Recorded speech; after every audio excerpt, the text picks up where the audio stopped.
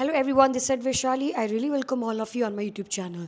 So guys, आज की इस वीडियो में हम बात करने वाले हैं K10, जो कि रिसेंटली एक स्टूडेंट के एग्ज़ाम में ऑस्की के पेपर में फॉर्म आया था अभी रिसेंटली। इसीलिए हमें बहुत इंपॉर्टेंट है कि इस फॉर्म को कंप्लीट करें। तो अब मैं आपको बताने वाली हूँ इस फॉर्म को कैसे परफॉर्म करना है, इस फॉर्म में क्या क्या पैरामीटर्स हैं और क्या बातें ध्यान में रखनी है।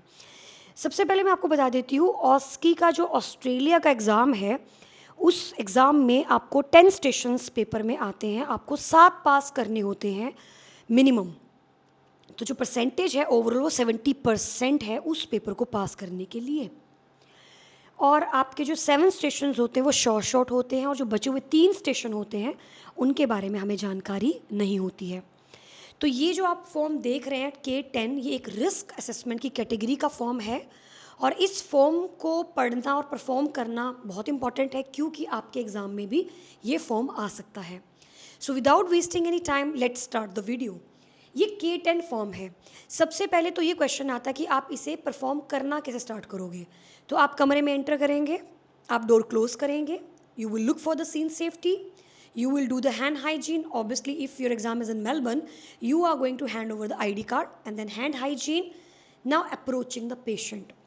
अब क्वेश्चन ये आता है कि पेशेंट की अप्रोच क्या होगी, क्योंकि फॉर्म तो अभी तक आपने पढ़ा भी नहीं है, वो तो फाइल में रखा हुआ है। आपको पता कैसे चलेगा कि इस स्टेशन में क्या करना है। सो गाइज, यहाँ पर जो की वर्ड है आपका, वो है आपका क्वेश्चन पेपर, आपका सिनेरियो। आपके बाहर सिनेरियो पे कुछ कुछ हिस्ट्री लिखी होगी, उसी हिस्ट्री के अंतर्गत आपको मरीज को अप्रोच करना है। अगर आप डायरेक्ट अप्रोच करोगे, hi my name is Vaishali, I am just a nurse looking after you, how are you, I am here to do a risk assessment on you, ये हर कोई बच्चा करेगा। आपको कमरे में एंटर करते ही अप्रोच अपनानी है एज कम, जिस तरीके से आपके क्वेश्चन पेपर पे मेंशन है उस तरीके की अप्रोच आपको अपनानी है। अगर क्वेश्चन पेपर में लिखा हुआ है कि मरीज उदास है, तो भाई आप भी उदास ही जाओगे कमरे में। अगर क्वेश्चन पेपर पे लिखा हुआ है कि वो हैप्पी है, all good, then you will be happy and all good. So question paper it's very very important. जब भी क्वेश्चन पेपर को रीड करना है, नीचे से ऊपर रीड करना है। सबसे पहले टास्क पढ़ना है, परफॉर्म द रिस्क असेसमेंट। पता लग जाएगा आपको, अंदर कोई फॉर्म रखा होगा, रिस्क करना है मुझे, उसके ऊपर का डाटा फिर आपको पढ़ना स्टार्ट करना है। तो आप देखिए यहाँ पे, for all questions please select the appropriate response. तो फॉर एग्जांपल जो K10 फॉर्म है, अगर आप देखोगे, tired, feel nervous, it's just like a depression kind of. तो जब भी आप क्वेश्चन पेपर में पढ़ोगे तो आप नोटिस करेंगे कि ज़्यादातर जो सिम्टम मरीज के लिखे हैं या फिर जो हिस्ट्री मरीज की लिखी होगी वो बहुत ही ज़्यादा सैड काइंड ऑफ होगी। वो खाने पीने में उसका ध्यान नहीं है, वो सो नहीं पा रहा है, उसे अच्छा नहीं लग रहा है। Go and perform a risk assessment on the patient. तो जब आप कमरे में एंटर करेंगे, आपको पता कि मरीज उदास है, क्या पता दरवाज़ा खोलते ही आपको मरीज हंसता हुआ दिखे, राइट? ऐसा भी हो सकता है। लेकिन आपकी अप्रोच क्या रहेगी, वो क्वेश्चन पेपर वाली। जो भी क्वेश्चन पेपर में आपको दिख रहा होगा, वही अप्रोच आपको क्या करनी है, अपनानी है। तो आपको मेक श्योर करना है कि आप उस अप्रोच को मेंटेन करके रखें। अब आप लोग देख सकते हैं इस फॉर्म के अंदर, सबसे पहले जब आप एंटर करोगे कमरे में, डोर क्लोज करोगे, सीन सेफ्टी चेक करोगे, हैंड हाइजीन करोगे और पेशेंट से बात करोगे, hello, are you all right, my name is Vaishali, I am a sister nurse looking after you, how are you. Now answer whatever the answer from the patient side, that is your answer. If the patient mention, I'm good, oh that's great, well don't worry, okay, I'm here to help you in case if you're not feeling fine. क्यों? क्योंकि उसके answer में I am fine था, बड़ा उदास वाला I am fine था। इसी चीज़ को बोलते हैं एक्नॉलेजमेंट। पकड़ना उस बात को कि उसके वर्ड्स में, उसके लहजे में टोन क्या है, उस चीज़ को पकड़ना ही एक्नॉलेजमेंट है। क्योंकि बहुत सारे लोग नज़रअंदाज करते चीज़ों को, एंड ऑस्ट्रेलिया में दे आर एक्सपेक्टिंग कि आप कुछ भी नज़रअंदाज ना करो, वही एक्नॉलेजमेंट है। तो अगर उसने बोला I'm ओके, तो आपको बताना है well that's fine to me that you are feeling better, well my name is Vaishali, I am here to help you.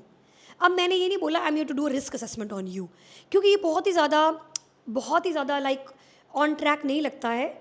ऐसे लगेगा कि बस आप तो कुछ करने आए हो, एक टास्क दिया है, आप करने आए हो, बट आपको क्या बोलना है, I am here to help you. आपको पता है अंदर से कि एक रिस्क असेसमेंट है, बट फिर भी आप क्या बोलेंगे, I am here to help you. Simple. Then after आप क्या करेंगे, पेशेंट को, जो पेशेंट ने बोल दिया एम ओके, एम गुड, आपने बता दिया कि मैं आपकी मदद करने के लिए यहाँ पे आई हूँ, तो the patient will be like या ऑल राइट। नाउ नंबर 2, आपको पेशेंट की आईडी चेक करनी है, बट पेशेंट डिप्रेसिव है क्योंकि बाहर पढ़कर आ रहे हो, आपकी पेशेंट थोड़ा सही मूड में नहीं है और अंदर आपको लग भी रहा है हल्का हल्का कि हाँ पेशेंट ठीक ठीक सही है। तो आपको बोलना है it will be okay to you, would it be okay to you if you can tell me your name because I really need to check your ID। यहाँ पर मेजोरिटी बच्चा क्या बोलेगा, before doing anything I need to do a ID check. That's wrong, that's not wrong but it's not acknowledgeable. तो आपको क्या करना है, आपको बोलना है it would be okay to you if I can ask your name and your date of birth। So long sentence, the patient will be like okay okay fine, then check the name and date of birth and MA number and allergies जो भी आप करते हैं। उसके बाद आपको लेना है गैप। डायरेक्ट फॉर्म पढ़ना और परफॉर्म करना भाई इट्स इम्पॉसिबल, क्योंकि ये फॉर्म बिल्कुल नया था, बिल्कुल न्यू फॉर्म था, पेपर में कभी आया भी नहीं है फॉर्म। तो आप ऐसे कैसे पता लगा लोगे कि क्या लिखा है इसके अंदर, टाइम तो आपको लेना पड़ेगा।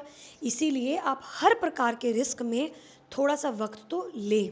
आपको बोलना है okay just give me second, let me grab your file, okay just let me read your file. So that is very professional. तो आपने पेशेंट की आईडी चेक की और उनसे थोड़ा सा वक्त मांगा फाइल को रीड करने के लिए, simple. So just give me second let me read your file. आपने फाइल को रीड किया। आपको फाइल रीड करते दौरान सिर्फ ये पढ़ना है पास्ट 4 वीक, 1 महीने की बात हो रही है यहाँ पे, very very very important. None of the time, a little, some, most, all the time. ठीक है, ये तो ईजी है। पहला क्वेश्चन क्या है, feel tired, feel nervous, nervous, feel hopeless. Next, everything was an effort, मतलब how often you know, feel sad, often did you feel worthless. So guys that's all, इतना सा फॉर्म रीड करना था। तो आपको क्या है, 4-5 शब्द दिख रहे हैं, वही रीड करने हैं आपने, right. Now what next, now what you gonna do, you the file is in your hands, right. File आपके हाथ में, आपने पढ़ लिए 2-3 शब्द जो थे वो आपने पढ़ लिए। अब आपने पेशेंट को अप्रोच किया दोबारा से हैंड हाइजीन के साथ।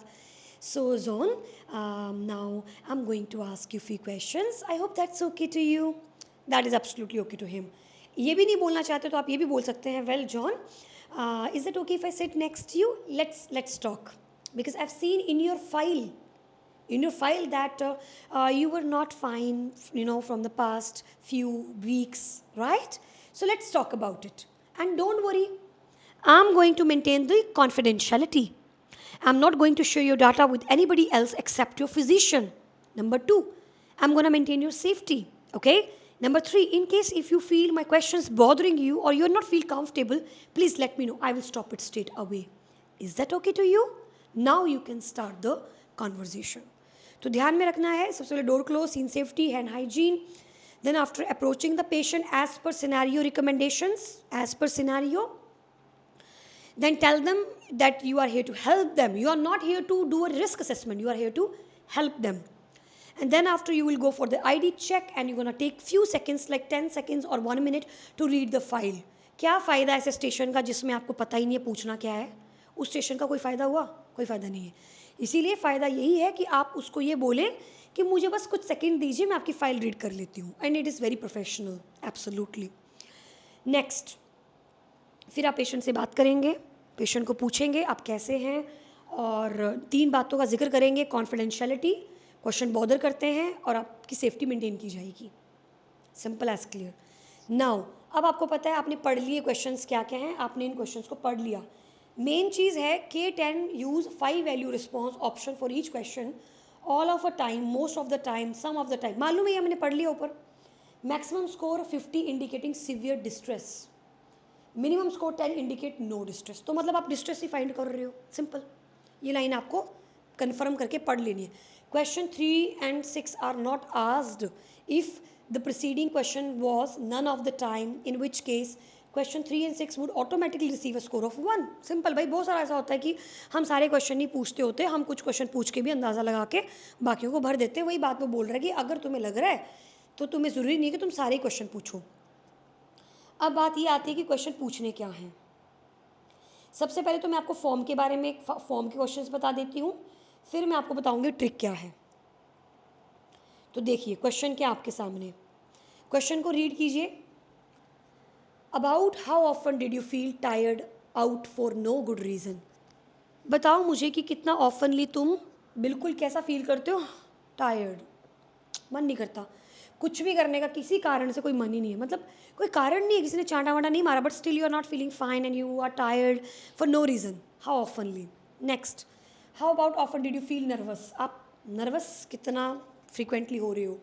Did you feel some nervous that nothing could calm you down, कि कुछ भी तुम्हें फ़र्क ही नहीं पड़ रहा किसी चीज़ से?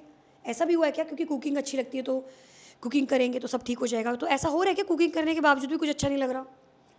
डिड यू फील होपलेस कि भाई अब कुछ भी ज़िंदगी में रह नहीं गया? Did you feel restless like you are not able to sit properly, you are not able to eat properly, you are feeling restless? Feel restless कि बैठ भी नहीं पा रहे हो आप, वही आगे क्वेश्चन आपके। About how often did you feel depressed? कितना फ्रीक्वेंटली डिप्रेस फील कर रहे हो आप एक महीने के अंतर्गत? About how often did you feel that everything was an effort, and about how often did you feel so sad that nothing could cheer you up, कुछ भी तुम्हें अच्छा फील ही नहीं करा सकता? About how often did you feel worthless? अगर आप इन क्वेश्चनों को एक एक करके पूछोगे भाई, that is a worst part. तो जितने भी डिप्रेशन के स्केल हैं, और ये भी डिस्ट्रेस का स्केल है, डिस्ट्रेस डिप्रेशन का ही काइंड ऑफ, इन सब में एक ट्रिक है, वो मैं आपको बता देती हूँ। जब आपने पेशेंट को अप्रोच किया था तो आपको सबसे पहले बोलना है you seems low to me. सबसे पहले आपको मूड रेट करवाना है मरीज का। You seems low to me, can you please rate your mood for me, 0 being the lowest and 10 being the highest? What score you will give? It's 4. I'm so sorry for it that your mood is low. Can you please tell me what exactly bothering you? Because I've also seen your file that you are not feeling fine from past few weeks. So can you please tell me, is there something that's making you feel worthless or making this that's really bothering you? Yes, nurse, I have this reason. Whatever XYZ. उसी reason को पकड़ना है अब आपको। I am so sorry that you are experiencing XYZ, that is acknowledgement. Next, you know what, usually whenever we feel stressed or because of some reasons, we don't feel to eat something, right? So if I give you a full plate of meal, would you be able to complete it?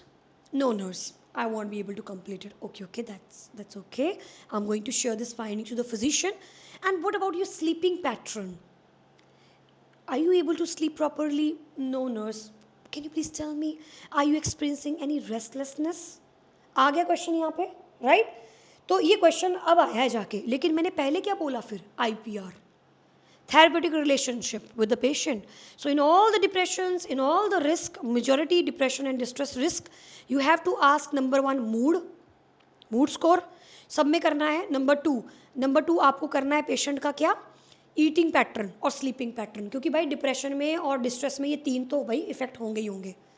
तो पहले आपको एक IPR maintain करने के लिए ये प्रश्न पूछने हैं, ताकि एग्जामिनर को भी लगे कि भाई she has a good command, उसे ये नहीं लगे कि भाई वो तो घबरा रही है। इसीलिए ये 3 प्रश्न तो आपने बदलने ही नहीं है अगर डिप्रेस्ड या फिर डिस्ट्रेस किसी भी प्रकार का मरीज आपको मिल रहा है, हाई रिस्क। नेक्स्ट, अब आप बोलोगे कि okay so what you do in your free time? आप क्या करते हो फ्री टाइम में? वो बोलेगा मैं फ्री टाइम में गेम्स खेलता हूँ। ये क्या अभी भी you love to do that? वो बोलेगा नहीं, मुझे अब तो अच्छा नहीं लगता करना। I am so sorry for it. So इसका मतलब है उसे वो इंटरेस्ट जो पहले आता था उन एक्टिविटीज़ को करने में, अब वो नहीं आ रहा है। तो भाई मेरे क्वेश्चंस में तो हाई रिस्क पे मरीज को टिक ऑटोमेटिकली जा रहा है। देन आफ्टर हमें पूछना है कि भाई लास्ट 1 मंथ के अंदर, ये जो 1 मंथ चल रहा है, इस 1 महीने के अंदर ही ये सारी चीज़ें आप नोटिस कर रहे हैं या ये पहले की हैं? इससे पूरा का पूरा फॉर्म क्या हो गया हमारा? क्लियर हो गया कि हम 1 महीने का डाटा कलेक्ट कर रहे हैं। वो बोलेगा नहीं नहीं अभी कुछ हफ्तों से ही मुझे ऐसा लग रहा है। फिर हम उसको पूछ सकते हैं कि कई बार हम बहुत होपलेस फील करते हैं, वर्थलेस फील करते हैं जब भी हम स्ट्रेस में हो। क्या आपके साथ भी ऐसा हो रहा है क्या? हाँ हो रहा है, बस खत्म, that's it, form is done. Now I am so sorry for that but you don't worry, I am here to help you, okay? Just give me a second, let me have a look into your chart, I skip something और not. अगर लगा कोई प्रश्न important है और छूट गया, भाई रीड करने का मौका मिल गया आपको, आप कीजिए उसे रीड। और रीड करने के बाद आपने क्या करना है? आपने अब पेशेंट फाइल अपनी क्लोज करके साइन लगाने, भाई साइन, स्कोरिंग प्रॉपर करनी है, फाइल को क्लोज कर देना है और पेशेंट से करनी है बात। पेशेंट को बोलना है प्लीज़ आप बिल्कुल मत घबराइए, स्ट्रेस हमारी एक लाइफ का नॉर्मल पार्ट है, it is very normal, okay. But if you will for example अगर आप एक्सपीरियंस कर रहे हो स्ट्रेस को and you are not managing it, that is a problem. Stress सबकी लाइफ में होता है, but it's very important to acknowledge it and to resolve it. Otherwise आपके वाइटल्स ऑल्टर हो सकते हैं, आपको मेंटली एग्जॉशन फील हो सकता है, and that is not fine. तो ये क्या कर रहे हो आप उसको ऑटोनॉमी, आप उसकी नॉन मालिफिसेंस, आप बेनिफिशेंस की बातें कर रहे हो, आप उसके इथिक्स जो उसके राइट्स है उसके बारे में डिस्कशन कर रहे हो कि तुम्हारा अधिकार है ये सब जानने का, क्योंकि इससे ऐसा हो सकता है। फिर हम यहाँ पे उसको हेल्थ एजुकेट करेंगे, पहले हम उसकी इंपॉर्टेंस बताएंगे ताकि वो सुने कि हेल्थ एजुकेशन दी क्यों जा रही है। तो आप सबसे पहले उसको कारण बताओगे कि भाई स्ट्रेस लेने से, या अगर किसी को डिप्रेशन है या कुछ भी है, तो ये चीज़ों से आपकी जो हेल्थ है फिजिकली मेंटली ऑल्टर हो सकती है, जो कि सही नहीं है आपके लिए। Okay, so what we can do for you, we have social groups here, we have occupational therapies here. If you like swing, tailoring, we have a lot of occupational therapies, आप उन्हें ज्वाइन कर सकते हैं। Even हमारे पास recreational therapies भी हैं जहाँ पे आप डांसिंग, सिंगिंग, रीडिंग बुक्स भी कर सकते हो ताकि आप अपने स्ट्रेस को रिजॉल्व कर सकें। फिर भी अगर आपको लगे कि इन सब से आपको कोई हेल्प नहीं हो रही है, don't worry, we can refer to the psychologist, they gonna teach you some defence mechanism जिनसे आप अपनी दिनचर्या में, अपनी लाइफस्टाइल के अंदर अपने स्ट्रेस को कम कर सकते हैं। And please, when ever you feel your stress, you can ventilate your feelings with us. Okay, we are going to provide you milieu therapy, which means we are going to provide you calm and quiet environment where you can relax yourself, you can do yoga, you can do meditation. This is really going to help you out. Okay, so please don't be get stressful. And as you experiencing this stress from past 1 month, it is a high risk, it's a high risk. So really I'm going to help you out, I'm going to share all your findings with the physician. Okay, so don't worry, everything will be all right. You can do some deep breaths like inhale, hold and exhale. This is really going to help you out. And that's all guys, that's all. तो हर प्रकार के risk को perform करने का एक trick होता है, एक स्किल होता है, जिस स्किल को सीखना बहुत ज़रूरी है, क्योंकि स्किल है ये स्टेशन जिसका पास नहीं होगा उसके फेल होने के चांस बहुत बढ़ जाते हैं। रिस्क पास करना बहुत ज़रूरी है। रिस्क पास करने से, एक कोई भी मान लो गलती करके आए हो किसी स्टेशन में, तो आपके चांसेस पास होने के बढ़ जाते हैं। So guys, thank you so much for watching my video. In case if you really like this video or you want more risk assessments, please let me know in the comment box, ताकि हम आपकी help कर सके। और आप हमारा course भी join कर सकते हैं जो कि ऑनलाइन, ऑफलाइन, रिकॉर्डेड एप्लीकेशन, ये सब प्रोवाइड किया जाता है। तो अगर आप इंटरेस्टेड हैं तो आप हमें बता सकते हैं, अदरवाइज कोई रिस्क आप चाहते हैं हम परफॉर्म करें आपके लिए, तो आप कमेंट बॉक्स में वो भी लिख सकते हो। Thank you so much and bye bye.